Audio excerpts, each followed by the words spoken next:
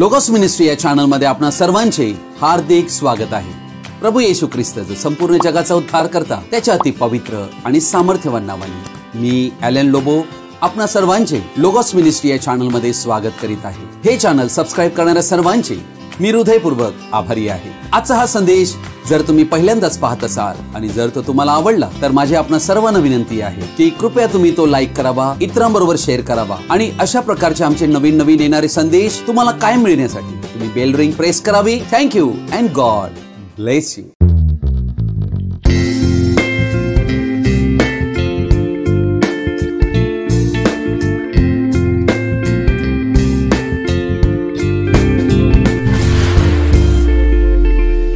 आज आपण एका महत्त्वाच्या विषयाकडे आपलं लक्ष लावणार आहोत आणि त्या विषयाला मी शीर्षक देऊ इच्छितो, वेदीखालील आत्मे। वेदीखालील आत्मे हे नक्की कोण आहेत, हे वेदीखाली कसे आले, त्यावरच आज आम्ही आमचं लक्ष लावणार आहोत। म्हणून आपण सर्वांना माझी विनंती आहे की आजचा हा संदेश आपण सर्वजणांनी आवर्जून शेवटपर्यंत पाहावा। प्रकटीकरणाचे पुस्तक याचा 6वा अध्याय याचं वचन 9 पासून 11 पर्यंत मी वाचत आहे। हे 5व्या शिक्क्याविषयी वचन आहे। त्याने 5वा शिक्का फोडला तेव्हा मी वेदीखाली आत्मे पाहिले। ते आत्मे देवाच्या वचनामुळे व त्यांनी जी साक्ष दिली होती तिच्यामुळे जीवे मारलेल्या लोकांचे होते। ते मोठ्याने ओरडून म्हणाले, हे स्वामी, तू पवित्र व सत्य आहेस। तू कोटपर्यंत न्यायनिवाडा करणार नाहीस आणि पृथ्वीवर राहणाऱ्या लोकांपासून आमच्या रक्ताचा सूड घेणार नाहीस। तेव्हा त्या प्रत्येकास एक शुभ्र झगा देण्यात आला आणि त्यांस असे सांगण्यात आले की तुमच्या सोबतीचे दास व तुमचे बंधू तुम्हासारखे जीवे मारले जाणार। त्यांची संख्या पूर्ण होईपर्यंत तुम्ही आणखी थोडा वेळ विश्रांती घ्या।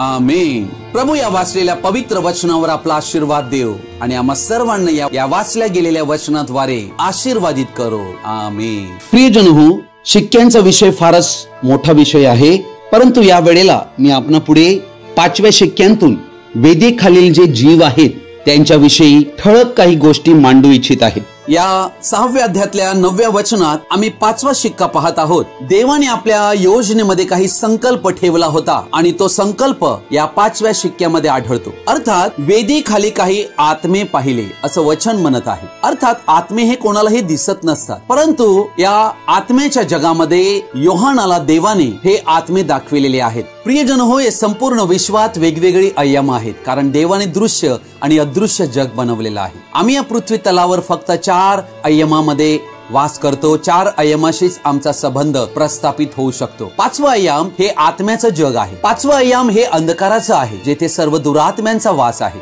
मरण पावल्यानंतर ज्या व्यक्तींचा जीव वाचला जात नाही आणि जे जीवात्मे तारण पावलेले नाहीत, जे पापात जन्मले पापातच मेले, असे व्यक्ती 5व्या आयामामध्ये अंधकारामध्ये निघून जातात, यासाठी की त्यांचा देवापुढे न्याय एक दिवस होणार आहे। वेदीखालील आत्मे जे दर्शविले हे 6वं आयाम आहे, जेथे संत जनांचा वास होतो। मृत्यू पावल्यानंतर ते शांतीत आणि विश्रांतीत जातात। हे जग हे आत्म्याचं जग आहे। येथे शांती आहे, येथे विश्रांती आहे, विसावा आहे। त्यानंतर 7वं जे आयाम आहे ज्यामध्ये देव वास करतो। या विश्वातील सर्वात उच्च ठिकाणी देवाचं वास्तव्य आहे। अर्थात देव हा संपूर्ण विश्व व्यापून राहणारा देव आहे, सर्वज्ञानी, सर्वव्यापी आणि सर्व साक्षी। म्हणून वेदीखालील आत्मे 6व्या आयामात प्रवेश करीतात आणि तेथे ते विश्रांतीमध्ये आहे। आणि अर्थात हे आत्मे मृत झालेले व्यक्ती आहेत, हे वेदीखाली आढळलेले आहेत। अर्थात वेदी फार महत्वाची गोष्ट आहे। प्रकटीकरणाच्या 6व्या अध्यायामध्ये पहिले 4 शिक्के पाहतो आणि हे 4ही शिक्के जे आहेत हे 7 मंडळी युगाच्या काळाला दर्शवित आहेत। 5वा शिक्का आणि 6वा शिक्का हे इस्रायलासाठी आहेत। 6वा शिक्का जो आहे हा महासंकटाचा काळ, ग्रेट ट्रिब्युलेशन याला दर्शवितो। अर्थात देवाचा क्रोध, देवाचा न्याय या संपूर्ण पृथ्वीवर येणार आहे, त्याला दर्शविणारा 6वा शिक्का आहे।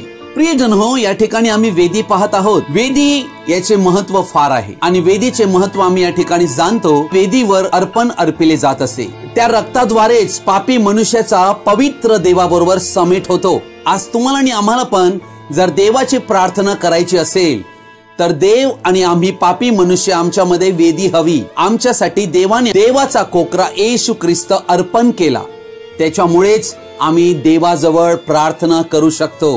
ही वेदी जी या ठिकाणी दर्शविलेली आहे ही येशू ख्रिस्ताने आमच्यासाठी जे रक्त सांडले त्याला दर्शवित आहे। आणि आम्ही या ठिकाणी पाहत आहोत की वचन म्हणते ते आत्मे देवाच्या वचनामुळे व त्यांनी जी साक्ष दिली होती तिच्यामुळे जीवे मारलेल्या लोकांचे होते, ज्यांना ठार मारण्यात आलेले होते, अशा लोकांचे हे आत्मे आहेत. तर आम्हाला ही गोष्ट आढळते, हे जीवे मारलेले लोक जे आहेत हे यहुदी लोक आहेत. ही गोष्ट आम्ही समजून घेणे गरजेची आहे. प्रियजन हो, या जगात सर्वाधिक द्वेष कोणत्या वंशाचा केला गेला असेल तर तो यहुदी जातीचा. संपूर्ण जगाच्या लोकसंख्येच्या 1% यहुदी पाव भाग एवढेच आहेत, अर्थात फारच कमी आहेत. तरी यांना सर्वत्र सातत्याने लक्ष बनविले जात आहे. ते पृथ्वीच्या पाठीवर कुठेही असो, कोणत्याही काळात घ्या, कोण कोणतरी त्यांच्या विरुद्ध उठलेलाच आहे की यहुद्यांचा द्वेष केला जावा. अर्थात बायबल प्रमाणे त्यांचं प्राचीन नाव इब्री आहे. वेदीखालील जीव जे आम्ही पाहत आहोत हे सर्व खरे यहुदी आहेत, ज्यांना निर्दयपणे आणि क्रूरतेने इचमॅन, हिटलर, स्टेलिन आणि मुसोलिनी या हुकुमशहांच्या द्वारे ठार मारण्यात आले. आगीने त्यांच्या जीविताचा संपूर्ण विध्वंस केला गेला, ज्याला जिविश हॉलोकॉस्ट म्हटले गेलेले आहे. त्यांना जुलमाने वागून हत्या करण्यात आली. गॅसच्या चेंबरमधून कुंपणावर टांगून ठार मारले. बंदुकीद्वारे गोळ्या मारून त्यांची हत्या करण्यात आली. हे सर्व हुतात्मे झाले. हे खरे यहुदी आहेत, ज्यांची नावे जीवनाच्या पुस्तकात लिहिलेली आहेत. हे देवाच्या कराराचे लोक आहेत, जे यहोवा देवावर प्रेम करणारे आहेत. ते योग्य जीवन जगले, योग्य ते त्यांनी केले, कारण ते मोशेच्या नियमशास्त्राला मानणारे होते. हे सर्व प्रामाणिक जीव होते, परंतु देवानेच या क्रूर हुकुमशहांना उभे केले, या यहुद्यांना ठार मारण्यासाठी. अर्थात फारोचं हृदय जसे इस्रायल लोकांच्या पहिल्या निर्गमनाच्या वेळेला कठीण केले होते, तसेच या क्रूर हुकुमशहांचेही हृदय देवाने कठीण केले.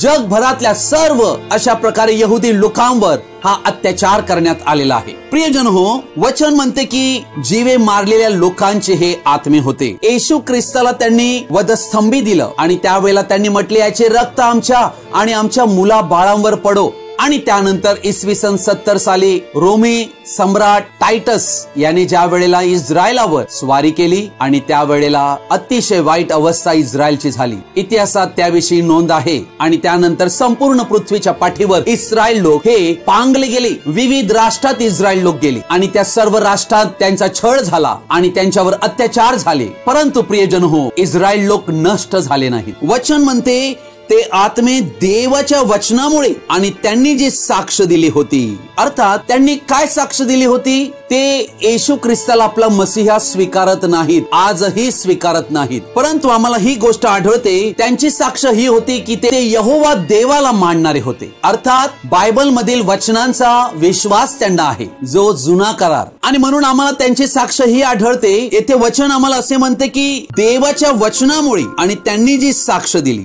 अर्थात ते देवाच्या वचनावर विश्वास करणारे आहेत. उत्पत्ती ते मलाकी हे पुस्तक यावर ते विश्वास करीतात, परंतु ते येशूला मानित नाही, ते यहोवा देवाला मानतात. हा फरक या ठिकाणी आम्हाला आढळतो. म्हणजे या लोकांचा छळ झाला येशूमुळे झाला नाही, परंतु आम्ही पाहतो की येशूचं रक्त त्यांनी आपल्या मुलाबाळांवर मागितले, म्हणून त्यांचा छळ संपूर्ण जगभर झालेला आहे आणि त्यांना ठार मारण्यात आलेला आहे. मत्ती सुवर्तमान याचा 27 अध्याय आणि याचं वचन 22 पासून मी वाचत आहे. पिलाताने त्यास म्हटले, तर ख्रिस्त म्हटलेले येशूचे मी काय करावे? सर्व म्हणाले, त्याला वधस्तंभावर खेळून टाका. तो म्हणाला, का बरे? त्याने काय वाईट केले आहे? ते मग ते फारच आरडाओरड करीत म्हणाले, त्याला वधस्तंभावर खेळून टाका. यावरून आपले काहीच चालत नाही, उलट अधिकच गडबड होत आहे. असे पाहून पिलाताने पाणी घेऊन लोक समुदायासमोर हात धुवून म्हटले, मी या मनुष्याच्या रक्ताविषयी निर्दोष आहे, तुमचे तुम्हीच पहा. सर्व लोकांनी उत्तर दिले की त्याचे रक्त आम्हावर व आमच्या मुला बाळांवर असो. तेव्हा त्याने त्यांच्याकरिता बराब्बाला सोडले व येशूला फटके मारून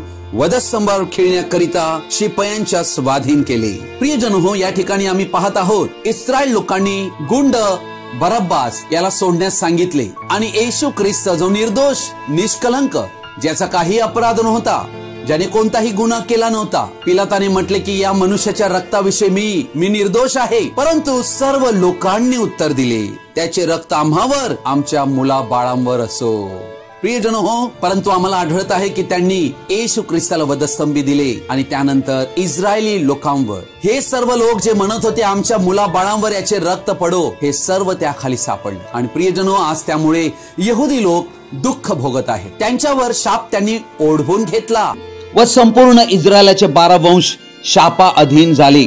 आजही इस्रायली लोक याविषयी जाणत नाहीत की त्यांच्याशी असे का घडत आहे. 10वं वचन म्हणते, ते मोठ्याने ओरडून म्हणाले, हे स्वामी, अर्थात हे आत्मे ओरडत आहेत. प्रियजन हो, मृत्यू झाल्यानंतरही मनुष्याचं अस्तित्व जसंच्या तसं राहते. फक्त शरीर मनुष्य पृथ्वीवर टाकून जातो, पण आत्म्याच्या जगात अजूनही त्याला सर्व गोष्टी आठवत आहेत. ही गोष्ट ध्यानात घ्या. ते मोठ्याने ओरडून म्हणाले, हे स्वामी, अर्थात ते देवाला हे स्वामी म्हणत आहेत, ज्याच्या हातात अधिकार आहे, ज्याला ते मानित आहेत, ज्याची त्यांनी आजपर्यंत उपासना प्रार्थना केली आहे. त्या यहोवा देवाला ते हाक मारित आहेत, हे स्वामी, तू पवित्र व सत्य आहेस. तू कोठपर्यंत न्याय निवाडा करणार नाहीस. म्हणजे तू न्याय निवाडा करावा, तू आमच्या वतीने न्याय करावा, कारण आमच्यावर अन्याय झाला आहे, आम्हाला ठार मारण्यात आलेला आहे. प्रियजन हो, ते देवाला ही विनंती करीत आहेत, ओरडून विनंती करीत आहेत. अर्थात तू सत्य आहेस, तुला सगळं माहित आहे, खरं काय खोटं काय. अर्थात त्यांचं म्हणणं हे आहे की आमच्यावर अन्याय झालेला आहे. त्यांच्यावर खराच अन्याय भूतकाळातील 2000 वर्षाच्या काळात झाला, हे वास्तविक आहे. परंतु ते हे जाणत नाहीत की का बरे त्यांना या अन्यायातून जावे लागत आहे. परंतु आता वेळ फार फार जवळ आली आहे की त्यांनी येशू ख्रिस्ताला, त्यांचा जो खरा मसीहा, त्याला ओळखावे. अर्थात ही लोक जीवे मारली गेलेली आहे, यांना ठार मारण्यात आलेला आहे. तू कोठपर्यंत न्याय निवाडा करणार नाहीस आणि पृथ्वीवर राहणाऱ्या लोकांपासून आमच्या रक्ताचा सूड घेणार नाहीस. पृथ्वीवर राहणारे लोक यांच्याविषयी म्हटलेलं आहे. का म्हटलेलं आहे? कारण ज्या सर्व पृथ्वीवरील राष्ट्रांत यहुदी लोक गेले, त्या सर्व ठिकाणी त्यांच्यावर अत्याचार झालेला आहे, छळ झालेला आहे, आणि त्यामुळे आम्हाला दिसत आहे की आमच्या रक्ताचा सूड घेणार नाही. अर्थात यांचे रक्त पाडण्यात आलेले आहे. हे जीवे मारलेले लोक आहेत, आणि म्हणून आम्हाला आढळत आहे त्यांची अशी प्रार्थना आहे देवाकडे मरण पावल्यानंतरही की तू सूड घ्यावा.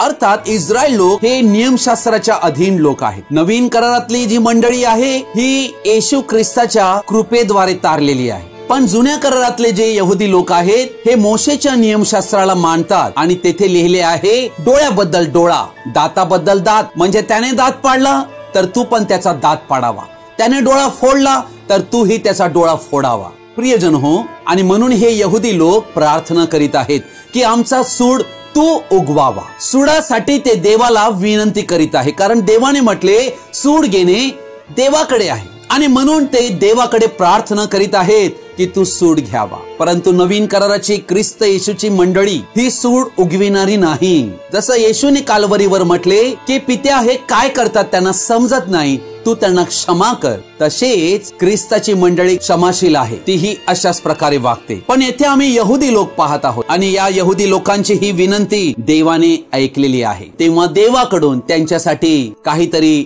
घडविण्यात आलेले आहे. वचन 11 काय म्हणते? तेव्हा त्या प्रत्येकांस एक एक शुभ्र झगा देण्यात आला. अर्थात त्यांचे सगळे डागाळलेली वस्त्रे काढली आणि त्यांना देवाकडून शुभ्र झगा दिला. हा नीतिमत्वाचा झगा आहे. सार्वकालिक जीवन ज्यांना मिळते त्यांच्यासाठी हा शुभ्र झगा देण्यात येतो, आणि त्यावेळेला ते शांत झालेले आहेत. त्यास असे सांगण्यात आले की तुमच्या सोबतीचे दास व तुमचे बंधू तुम्हासारखे जीवे मारले जाणार. प्रियजन हो, पुढे काय होणार देवाचा संकल्प त्यांच्या बंधुजनांविषयी तो त्यांनाही प्रकट करण्यात आला, आणि त्यांना हे सांगण्यात आले की तुमचे बंधू सोबतीचे दास हे पण जीवे मारले जाणार. सर्व जगात यहुदी लोकांचा द्वेष करण्यात येत आहे, आणि वचन म्हणते की पुढे अजून काही लोक आहेत जे जीवे मारले जाणे बाकीचे आहे. त्यांची पण योजना जीवे मारले जाण्यासाठी करण्यात आलेली आहे. ही सर्व गोष्ट आम्ही या ठिकाणी पाहतो, आणि वचन पुढे त्यांना म्हणते त्यांची संख्या पूर्ण होईपर्यंत. म्हणजे हे सगळं काम अजून अपूर्ण आहे, हे अजून पूर्ण व्हायचं आहे. त्यांची संख्या पूर्ण होणे गरजेची आहे. तोपर्यंत तुम्ही आणखी थोडा वेळ विश्रांती घ्या. अर्थात महासंकटाचा काळ, महासंकटाच्या काळामध्ये जे राज्य असेल त्यामध्ये हे यहुदी लोक 1,44,000 ठार मारले जातील, त्यांचा शिरच्छेद करण्यात येईल, आणि त्यांची संख्या पूर्ण होईल तिथपर्यंत त्यांना विश्रांती घेण्यास सांगितलेली आहे. त्यांना शांती देण्यात आलेली आहे, कारण ते वेदी खाली आहेत. आजही ते जीवात्मे वाट पाहत आहेत, परंतु अजूनही काळ भरलेला नाही. कारण प्रकटीकरण 11 अध्यायाप्रमाणे 2 संदेष्टी मोशे आणि एलियाच्या आत्म्याने येणारे आहेत, जे 1,44,000, जे 12 वंशाचे प्रत्येकी 12,000 या सर्वांना यहुदी धर्मांतून ख्रिस्ताच्या खऱ्या शुभ वर्तमानाकडे बोलाविणार आहेत. ही गोष्ट महासंकटाच्या कालखंडात होणार आहे. त्या कालखंडात देव इस्रायलच्या शत्रूंचा सूड घेईल आणि त्यालाच हर्मगिदोन युद्ध म्हटलेले आहे. प्रियजन हो, आम्हाला उत्पत्तीच्या पुस्तकामध्ये याकोबाचा पुत्र योसेफ याची गोष्ट माहित आहे, ज्याला त्याच्या बंधूंनी द्वेषाने विकून टाकले होते आणि तो विकलेला योसेफ मिसर देशामध्ये राज्याधिकारी झाला. उत्पत्ती याचा 45 अध्याय आणि याच्या 4थ्या वचनात आम्ही ही गोष्ट पाहत आहोत की योसेफाचे सगळे बंधू एकत्र जमलेले आहेत. योसेफ आपल्या भावांना म्हणाला, अमळ जवळ या. तेव्हा ते जवळ गेले. तेव्हा तो म्हणाला, तुमचा भाऊ योसेफ, ज्याला तुम्ही मिसर देशात विकून टाकले, तो मीच. तुम्ही मला या देशात विकून टाकले, याबद्दल आता काही दुःख करू नका आणि संताप करून घेऊ नका, कारण तुमचे प्राण वाचवावे म्हणून देवाने मला तुमच्या पुढे पाठविले. ही गोष्ट या बायबलमध्ये छायात्मक रीतीने लिहिलेली आहे, अर्थात प्रतिकात्मक. योसेफ हा पूर्णतः प्रभू येशू ख्रिस्ताला दर्शवितो. प्रभू येशू ख्रिस्तालाही योसेफाप्रमाणेच नाणे घेऊन विकण्यात आले होते. येशूचाही द्वेष करण्यात आला होता आणि तो त्याच्या स्वकीयांकडून करण्यात आला होता. परंतु आम्ही पाहतो की येशू ख्रिस्त हा राजांचा राजा म्हणून घोषित झाला. देवाने त्याला प्रभू आणि ख्रिस्त करून ठेवले आणि त्यानंतर वचन म्हणते की प्रत्येक गुडघा त्याच्या पुढे टेकला जाईल. योसेफ आपल्या भावांना ओळख देत होता की मी योसेफ आहे. ही गोष्ट इस्रायलातले 1,44,000 यांना येशू ख्रिस्त आपली ओळख देणार आहे महासंकटाच्या काळात याला दर्शवित आहे. आणि त्यावेळेला योसेफाची पत्नी जशी महालात होती, तशी येशू ख्रिस्ताची वधू ही स्वर्गीय स्थानात त्यावेळेला असेल. जेव्हा प्रभू येशू आपली ओळख इस्रायली लोकांना देईल की मीच तुमचा मसीहा, त्यावेळेला ते शोक करतील, फार रडतील. परंतु योसेफाने जसे आपल्या बंधूंना म्हटले की तुम्ही आता वाईट वाटून घेऊ नका आणि संताप करून घेऊ नका, दुःख करू नका. इस्रायल लोक अशाच प्रकारे फार शोक करतील, रडतील, आक्रंदन करतील, आक्रोश करतील, पश्चाताप करतील. आणि आम्ही ही गोष्ट जाणत आहोत, आज इस्रायलाचा अन्याय हा दूर करण्याचे काम केवळ येशूच करू शकतो. येशू जो त्यांचा मसीहा, त्याला त्यांनी ओळखले नाही. त्याला त्यांनी ओळखले असते तर गौरवाच्या प्रभूला त्यांनी वधस्तंभी खिळले नसते. ते तेव्हा जाणतील की यहोवा जो बायबलचा एकच देव, तो स्वतः मानव बनला, तोच नवीन कराराचा प्रभू येशू ख्रिस्त आहे. हे प्रकटीकरण त्यांना प्राप्त होईल. जसे संत पौल, जो पूर्वी शौल होता आणि येशूचा छळ करीत होता, परंतु यहोवा देवावर प्रीती करीत होता, त्याचे जसे डोळे उघडले तसे यांचेही डोळे उघडतील. एकाच दिवशी त्यांना नवा जन्म मिळेल. 1,44,000 या लोकांची देवाचा दास राष्ट्र म्हणून व्यवहार चालू होईल महासंकटाच्या कालखंडात. आणि ज्या वेळेला त्यांचा समेट होईल, त्यावेळेला त्यांचा अन्याय पुसला जाईल आणि सर्व शापांतून ते मुक्त होतील. तेव्हा येशू ख्रिस्त त्यांचा मसीहा त्यांच्यासाठी लढेल आणि त्यालाच हर्मगिदोनाची लढाई म्हटलेली आहे. अर्थात या ठिकाणी आम्ही ही गोष्ट पाहत आहोत की योसेफ त्यांच्यासाठी उभा राहिला. आम्ही परराष्ट्रीय यहुदी रक्ताचे नाहीत, परंतु आम्हाला हे माहित आहे की ते येशूचे आहेत आणि आम्हीही येशूचे आहोत. म्हणून इस्रायलासाठी उभे राहणे आम्हा ख्रिस्ती व्यक्तींची जबाबदारी आहे. प्रकटीकरण 20 अध्याय 12 वचन म्हणते, मग मृत झालेल्या लहान थोरांना मी राजासनापुढे उभे राहिलेले पाहिले. त्यावेळी पुस्तके उघडली गेली. अर्थात येथे पांढऱ्या सिंहासनावरनं संपूर्ण मानवजातीचा न्याय कसा होईल याविषयी वर्णन प्रकटीकरण 20 मध्ये केलेले आहे. आणि त्यावेळेला प्रत्येक मनुष्य जो न्यायामध्ये सापडला, त्या प्रत्येक व्यक्तीचे पुस्तक देवाकडे लिहिण्यात आलेलं आहे, यासाठी की त्याने आपल्या जीवनाविषयी देवाला हिशोब द्यावा. त्यावेळेला प्रत्येक व्यक्तीचे पुस्तक उघडले जाईल. म्हणून इथे वचन म्हणते पुस्तके उघडली गेली, अनेक वचन. तेव्हा दुसरे एक पुस्तक उघडले गेले, ते जीवनाचे होते. अर्थात एकच पुस्तक जीवनाचे आहे. जीवनाचे पुस्तक म्हणजे काय? अनंत जीवन प्राप्त झालेल्या लोकांचे नाव या पुस्तकात आहे आणि त्या पुस्तकामध्ये जे लिहिलेले होते त्यावरून मृतांचा न्याय ज्यांच्या त्यांच्या कृत्याप्रमाणे ठरविण्यात आला. वचन 15 म्हणते, ज्या कोणाचे नाव जीवनाच्या पुस्तकात लिहिलेले सापडले नाही, तो अग्नीच्या सरोवरात टाकला गेला. म्हणजे जीवनाचे पुस्तकात ज्यांची नावं आढळली त्यांचा अनंत जीवनात प्रवेश झाला. ज्यांचं नाव जीवनाच्या पुस्तकात आढळले नाही ते सर्व नरकात म्हणजे अग्नीच्या सरोवरात टाकण्यात आले. दुसरं मरण त्यांना मिळालं. हे जे वेदीखालील आत्मे आहेत, ज्यांना शुभ्र वस्त्रे देण्यात आली, ते जीवनाच्या पुस्तकात लिहिलेले होते आणि त्यांना या ठिकाणी अनंत जीवन बहाल करण्यात आलं. एहेजेकेल्याचं पुस्तक 39 अध्याय याचं वचन 28 आणि 29 मी आपणा पुढे वाचत आहे. मी त्यांस राष्ट्रामध्ये हाकून देऊन पुन्हा मीच त्यांस त्यांच्या देशी परत आणले. देवानेच इस्रायल लोकांना हाकून दिले इस्रायल देशांतून आणि संपूर्ण पृथ्वीवर त्यांना पांगविले आणि त्यानेच पुन्हा 14 मे 1948 रोजी त्यांस इस्रायल देशात परत आणले.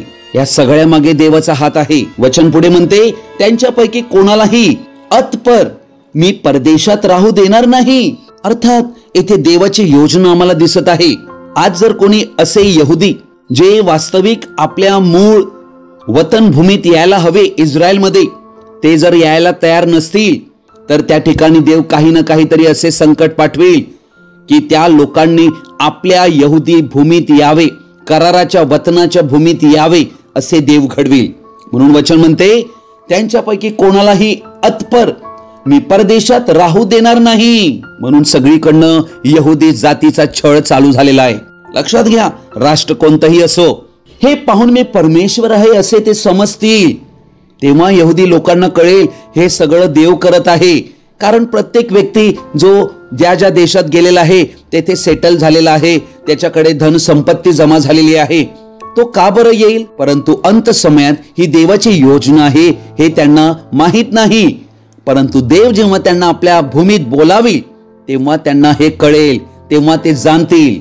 29 वचन म्हणते, मी आपले मुख यापुढे त्यांपासून लपविणार नाही, कारण मी आपल्या आत्म्याची इस्रायल घराण्यावर वृष्टी केली आहे असे प्रभू परमेश्वर म्हणतो. हे कार्य देव करणार आहे.